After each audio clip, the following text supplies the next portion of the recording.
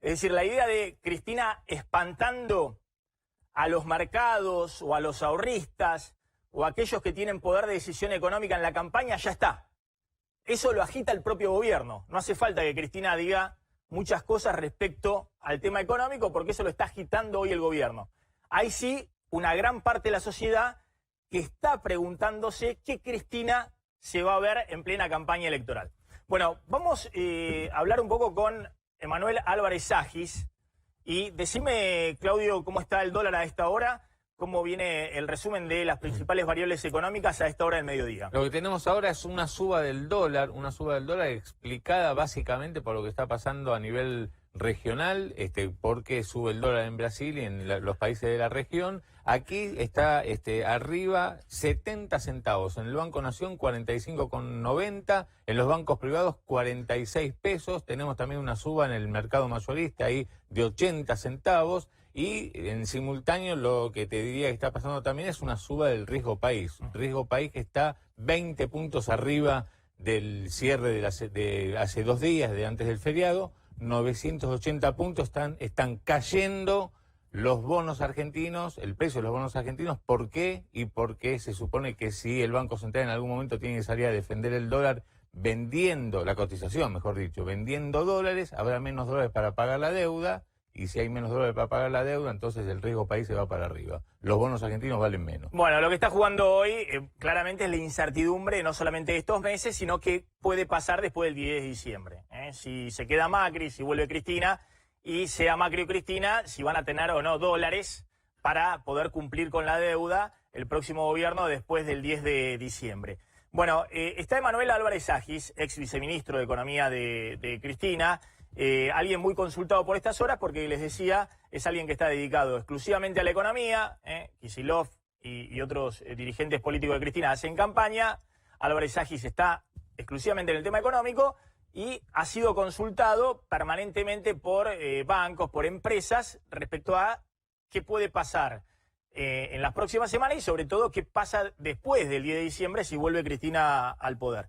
Emanuel, gracias por venir. Gracias, Maxi, a vos por elegir la peor foto mía que se encuentra. Bueno, a ver, ¿cómo estás viendo este panorama económico? Yo decía, no te pido, después lo vamos a analizar con Rosendo Fraga, no te pido que me hagas un análisis político de los enemigos de Macri en campaña, porque son obvios, la economía, y los enemigos de Cristina a mí también me parece que son más o menos obvios, no te voy a involucrar en eso para que hagas un análisis. Sí te pido...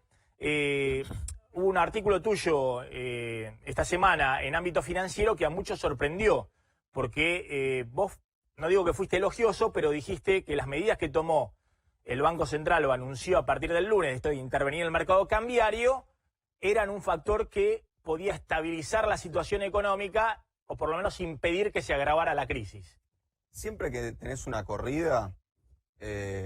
digamos, es difícil saber si el Banco Central la va a poder enfrentar. Lo que vos sí podés saber es si las herramientas que tiene o las acciones que lleva adelante ayudan a parar la corrida o por el contrario empeoran la situación. Desde octubre a la fecha, octubre fue cuando anunciamos esta cuestión de las bandas y qué sé yo, desde octubre a la fecha yo vengo diciendo cada cosa que anuncian es peor que la anterior. Y de hecho el mercado lo va reflejando porque la corrida se va intensificando.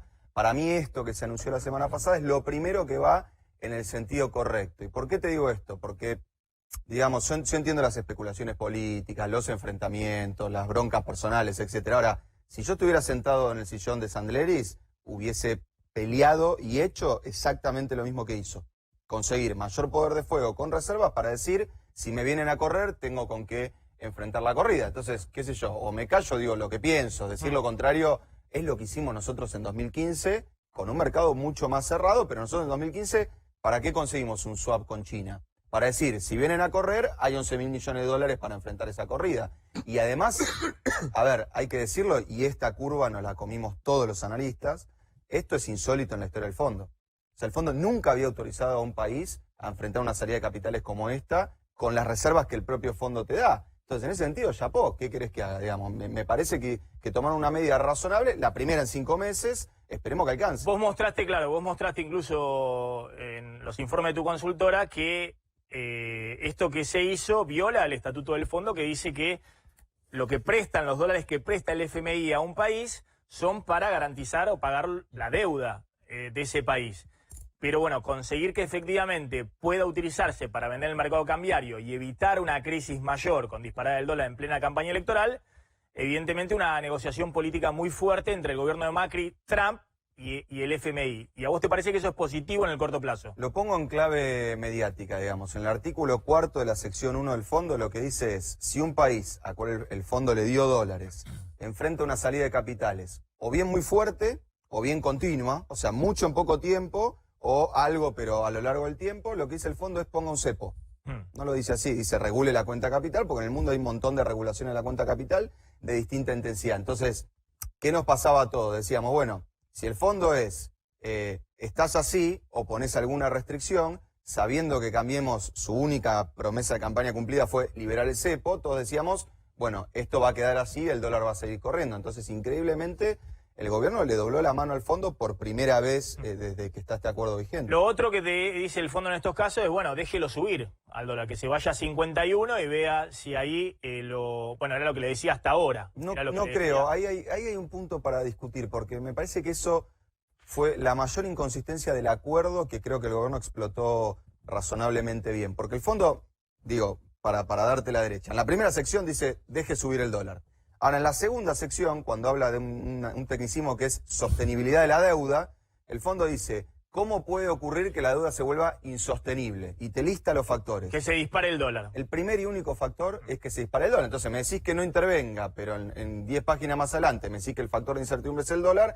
Creo que el gobierno razonablemente explotó esa contradicción. A ver, ahora volvemos un poquito al análisis económico. Me interesa mucho después ver qué está pensando, si le has acercado algunas ideas a Cristina respecto a qué hacer con la deuda, si Cristina vuelve al gobierno, porque de hecho Álvarez Aggi se comunicó en su momento la semana pasada con el presidente del Banco Central, con Sandleris, para decirle, mirá, yo no estuve en Nueva York, como han dejado trascender algunos, no estuve en Nueva York hablando con inversores institucionales diciéndole que el kirchnerismo va al default o que queremos una mega devaluación. Sandleris creo que lo escuchó atentamente, ahora nos va a decir. Pero atención, porque hay muchas dudas, evidentemente, en el mercado. Nosotros mostrábamos ayer un informe del Citibank diciendo que si gana Cristina, el dólar a fines de noviembre se va a 70 pesos. Así que me interesa mucho la opinión de Álvarez Aggi sobre este tema, hombre clave, cercano a Cristina en términos económicos.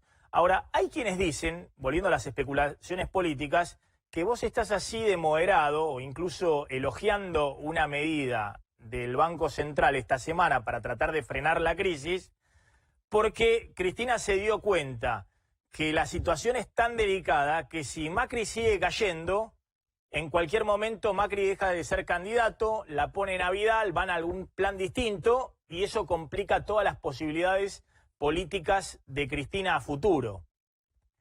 Mira, Maxi, yo tengo un problema central en mi vida, que es que alquilo. Y Cristina no me paga el alquiler, me lo pagan los clientes. Entonces, como yo laburo con la palabra, digamos, porque los economistas trabajamos de hablar, ¿no? Hacemos un par de números y después contamos cómo la vemos. Tengo la única siguiente virtud. A Cristina, a mis clientes, a vos y en todos lados digo exactamente lo mismo. O sea, yo lo que creo es que no hay posibilidades de que Cristina vaya a un default, digamos. Me parece que no hay posibilidades de que ningún gobierno en su sano juicio vaya a un default en 2020, digamos. Entonces, ¿qué me avala? Dos situaciones. Primero, que los vencimientos en 2020 son muy bajos. Estamos hablando del 2% del PBI. Defaultear por eso sería una estupidez supina. Y segundo, nadie sabe qué va a hacer Cristina en términos políticos, económicos. Eso ella incluso en el libro dice, yo no digo hasta último momento porque en Argentina una semana es un año. Entonces por ahí digo un mes antes que soy candidata y en el medio, no sé, nos quedamos sin país. Pero lo que sí puedo ver yo y puede ver el mercado es que durante 12 años el kirchnerismo se cansó de pagar deuda. O sea, de hecho, si te acordás el detalle, cuando estuvo el conflicto con los fondos buitres, ¿qué nos decía Cristina? Muestren que los dólares para pagar la deuda están, pero lo que pasa es que alguien está trabando el mecanismo de pago. ¿Por qué? Porque su miedo más grande era que el mercado creyera que estábamos en un default económico. O sea, que no teníamos los dólares para pagar esa deuda y eso era la hecatombe de 2002-2003. Entonces, habiéndola visto gestionar 12 años, viendo cuál es el cuco en 2020, 2% del PBI, digo, la verdad que yo no veo una situación de default. Sí, a ver, hay un dato de la realidad, lo contaba Maxi con el informe del Citi, entre otros tantos informes, que los mercados le tienen miedo a Cristina. Más allá de la mala praxis de este gobierno, hay cierto temor. ¿Tendrá esto que ver? Porque, a ver, repasemos por qué, y corregime por qué le tiene miedo a Cristina el mercado. Manipular los datos del INDEC para pagar menos de deuda, porque estaba atada parte del interés a la inflación, bajando una inflación que no era tal. Estatizar, así a lo capanga, aerolíneas argentinas. No reconocer al Tribunal de New York, que era donde estaba la jurisprudencia de los bonos, que terminó en un default. Por más que esté la plata, que haya querido pagar, que haya querido girar la plata, no reconoció esa jurisprudencia. Es decir, hay antecedentes de caprichos de Cristina Fernández de Kirchner para que el mercado le tema. ¿Vos decís que esos pecados, que esos errores, porque no dejan de ser errores en materia económica del pasado, no se van a volver a repetir? Te digo dos cosas. Primero, yo el único mercado que conozco es José Mercado, el de la canción, digamos. Yo hablo con tenedores de bonos muy grandes de Argentina y ese no es el miedo que tienen. O Bueno, sea, hay un informe del Citi que... Pero para ver que complete. ¿Puedo terminar primero? Sí. El JP Morgan, ¿qué hay que decir? Dijo, vendan los dólares. Pero es decir, los bancos de inversión dicen cualquier cosa. Agarrá los últimos 10 informes de JP Morgan que a mí me llegan Sí. y son así. Vendé, comprá, Sí. vendé, comprá, Sí. vendé, comprá. Y al Citi le está pasando lo mismo, porque lo que está pasando... No, pero perdón, sí es cierto que ahora, más allá, porque JP Morgan le puede decir de todo a Macri, sí, vamos a ver, hacen carry trade o aprovechan la tasa de interés un mes y después se le fugan todos y lo dejan a Macri temblando como lo dejaron en abril del año pasado a eso iba. junto a Sturzenegger. Entonces, pero sí es cierto que más allá de la cuestión de corto plazo, de que algunos osados dicen, no, es un buen momento, el JP Morgan dijo esta semana, vendan los dólares y pónganse a tasa de interés en pesos. Exacto. Están pensando, ¿cuánto dura? ¿2 meses, 3 meses? ¿En qué momento vuelvo a dolarizarme y salgo volando de la Argentina? Pero es que en tu propio aporte lo que ves es que la incertidumbre no es Cristina, la incertidumbre son estos 6 próximos meses, porque hasta la semana pasada el gobierno no tenía posibilidad de intervenir en el mercado y el talón de Aquiles de todo el modelo es el dólar. Ahora vos me decís, Cristina cometió errores, caprichos, estatizaciones a los tumbos, qué sé yo. Primer punto, digamos, todas las estatizaciones fue una ley del Congreso, se puede explicar, vos podés estar de acuerdo, no podés estar de acuerdo, pero digo, el proceso fue un proceso legal y discutido. Ahora, y a mí me pasa esto a veces, te voy a poner 2 escenarios muy distintos. Cuando yo voy a hablar a Nueva York, que fue hace 1 mes y medio, me dicen lo que me decís vos. Cristina estatizó YPF, no le gustan los mercados. ¿Yo qué digo? También pagó el Club de París y los conflictos con el CIADI, que era que cuando nosotros Sin asumimos... negociar, dicen algunos. No. Alfonso Pratgay dice, fue y pagó mucho más de lo que podría haber pagado. Con mayor razón, tenía voluntad de pagar, digamos. Al revés, parece que Kicillof es más pro mercado que Pratgay, que quería pagar menos. Digo, la negociación con el Club de París, yo la viví desde acá. Axel de París estuvo 48 horas negociando con el Club de París. A mí no me pareció una negociación, que no hubo negociación, y además pagamos en cuotas, cosa que nunca se hizo en la historia del Club de París si no tenías al fondo adentro. Pero digo, son discusiones. Ahora, lo que digo es, cuando nosotros asumimos en el Ministerio de Economía, los que nos decían los mercados era, no veo bajo ningún punto de vista a Cristina pagando el Club de París y pagando el CIADI. Y ocurrió. Cuando estoy acá, en vez de en Nueva York, cuando estoy acá en una unidad básica, me corren por izquierda, porque me dicen, vos pagaste el Club de París y el CIADI. Entonces, Cristina hizo medidas de derecha, centro-derecha, pagar el Club de París, pagar el CIADI, y de izquierda, de centro-izquierda, estatizar YPF o estatizar aerolíneas. ¿Por qué? Porque me parece que Cristina, antes de centro-izquierda, peronista, kirchnerista, y las taradeces que se dicen de comunista, stalinista, es pragmática. No, pero, o además, sea, pero cuando... no respetar la jurisprudencia de un bono, que es lo que llevó al default. A ver, eso no es ideológico, ese es técnico. Ese es un muy buen, no respetó ese la es un muy buen punto. Y después manipular los datos del INDEC para pagar menos intereses, y no es serio. Déjame que te diga 2 cosas. Una, a mí me acusan de lo contrario, de haber manipulado los datos del INDEC para pagar más intereses, que es el cupón del PBI. Pero eso es un tecnicismo medio aburrido. Pero te digo lo otro de no respetar la jurisprudencia de Nueva York. Vos decís, es un capricho de Cristina, no respetar la jurisprudencia de Nueva York, y es un error de política económica de Cristina. Mira, Cristina puede haber sido un capricho. Lo que pasa es que se encapricharon justo 123 países en el mundo.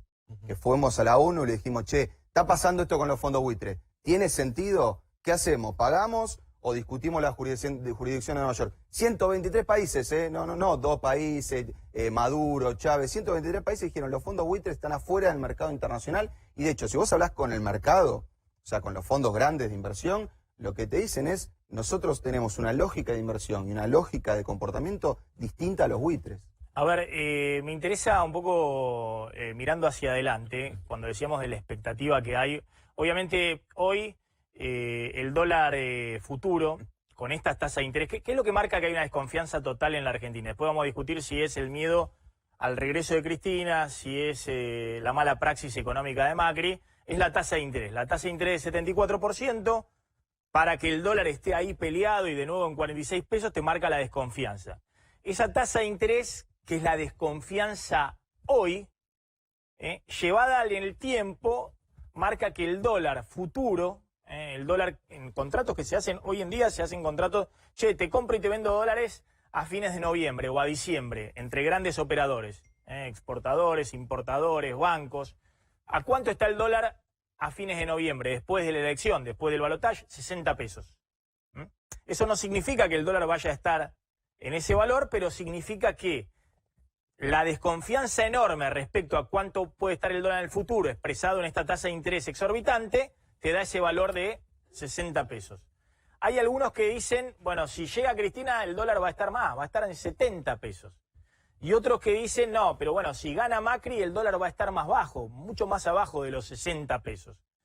Lo cierto es que si el temor está hoy, y también se proyecta a futuro, de que venga Cristina, más allá de que ningún gobierno quiere devaluar.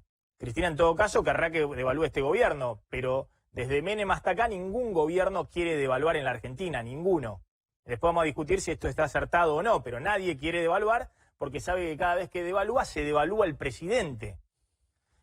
Pero bueno, si está Cristina allá y el gobierno dice, ojo que si viene Cristina estalla todo, está claro que estos meses van a ser meses donde todo el que tenga algún ahorro va a refugiarlo en dólares.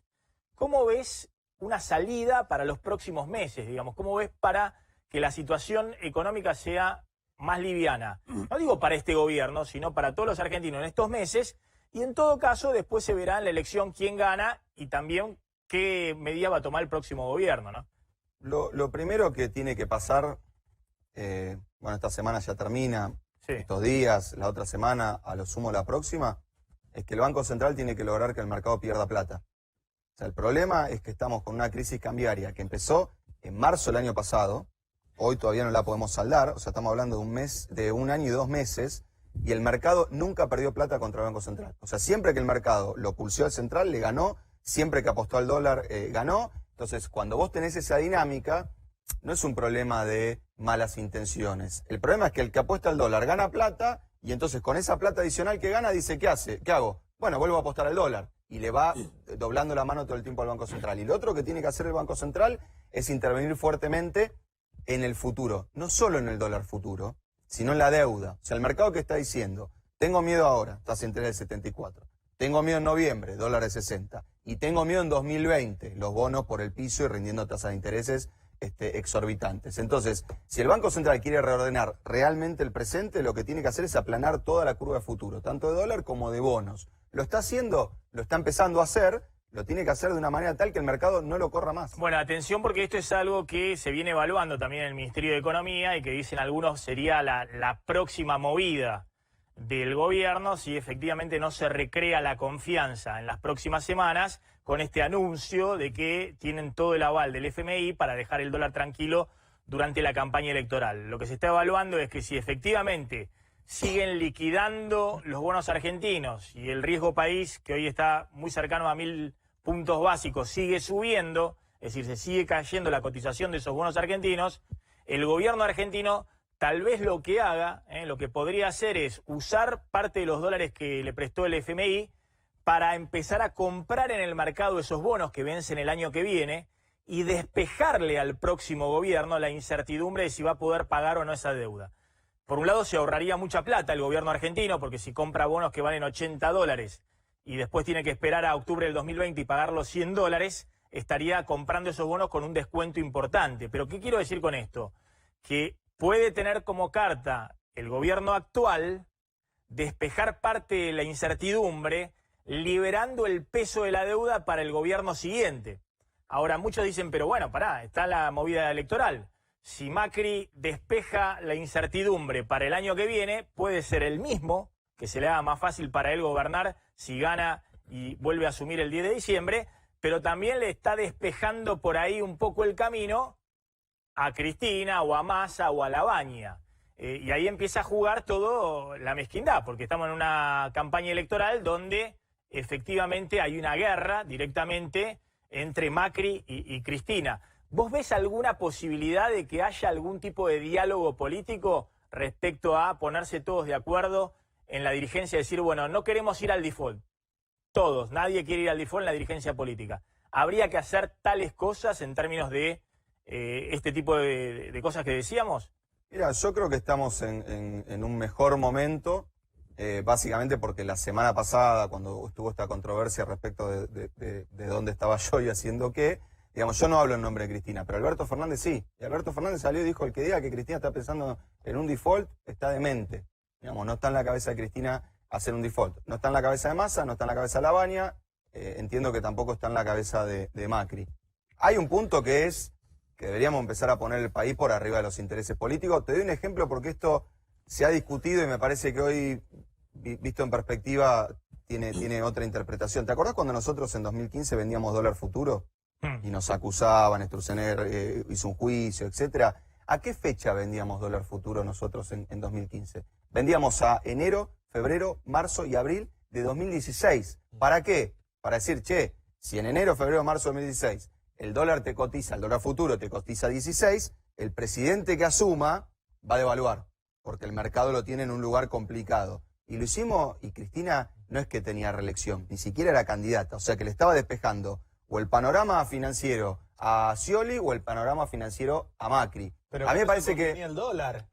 Bueno, pero... Contenía el dólar de ese momento. Por eso el dólar futuro. No, contenía el dólar de ese momento y el del futuro también. Porque si vos tenés una negociación de un dólar de 16 en marzo, llegás a marzo y nadie intervino, por propio mecanismo de mercado, el dólar se te pone en 16. Ahora, ¿qué digo respecto de Macri? Sí, igualmente en ese caso, a ver, no me quiero meter a a hacer revisionismo ahora de 4 años atrás, pero en ese momento, obviamente podían vender dólar futuro, pero estaban vendiendo dólar futuro muy barato. Digamos, estaban vendiendo dólar futuro en un valor que ya en el paralelo marcaba que cualquier gobierno que viniera iba a tener que devaluar. Maxi, te invito a más o menos, pero iba a tener que devaluar. Te invito a que le preguntes a los dos principales asesores económicos en ese momento, de Scioli y de Macri, que son Melconian y Miguel Bain, y el programa de los dos, y lo conozco, era llevar el dólar con la curva de dólar futuro que había marcado el gobierno, que era más o menos una devaluación de 3% mensual. Digo, me pueden haber mentido, lo podemos discutir. Me parece que pero voy al otro... controversia respecto a eso. Voy al otro punto. Algunos le critican a Macri que efectivamente en esa salida inicial del cepo la devaluación fue corta, digamos, que la devaluación tendría que haber sido mayor en la salida para tener algún colchón adicional. Es cierto que con esa devaluación que hizo hubo 40% de inflación, cayeron fuertes los salarios reales y demás. Pero bueno, no me quiero meter en esa. A ver, una pregunta de Zlotnik y nos metemos también en el escenario político. Uno de los problemas que tiene hoy la economía, digamos, la economía de Macri, es la total liberalización financiera que tiene esta entrada de capitales, la salida, digamos, esto que hablábamos de capitales del JP Morgan, hoy diciendo vengan, compren, vendan los dólares, pónganse en pesos, después venden los pesos, se sacan los dólares. En el caso, digamos, de tu opinión, ¿tendría que poner algún tipo de regulación al gobierno? Y en todo caso, ¿un gobierno hipotético de Cristina piensa en una regulación del mercado de capitales? Yo esto ya lo he dicho varias veces. Me parece que hay dos esquemas extremos que se mostraron muy dañinos para la economía por dos situaciones diferentes, digamos. El cepo que teníamos en 2013, que cuando nosotros asumimos el Ministerio de Economía, lo que intentamos fue ir liberándolo. Nadie se acuerda, pero nosotros en 2015 vendimos 10.000 millones de dólares de fuga de capitales. Digamos, veníamos de vender 0. Y este esquema, donde vos podés comprar lo que se te ocurra en cualquier momento del tiempo, siempre y cuando tenga los ingresos en blanco para demostrarlo. Hace 4 semanas, el dólar estaba en 40, 42, y llegó a 45 con 3 operaciones de 7 millones de dólares. O sea, quiere decir que si acá hacemos una vaquita, ponemos el dólar en 50. Entonces, ¿qué regulación me gustaría a mí, que me parece que no cae en ninguno de esos dos errores?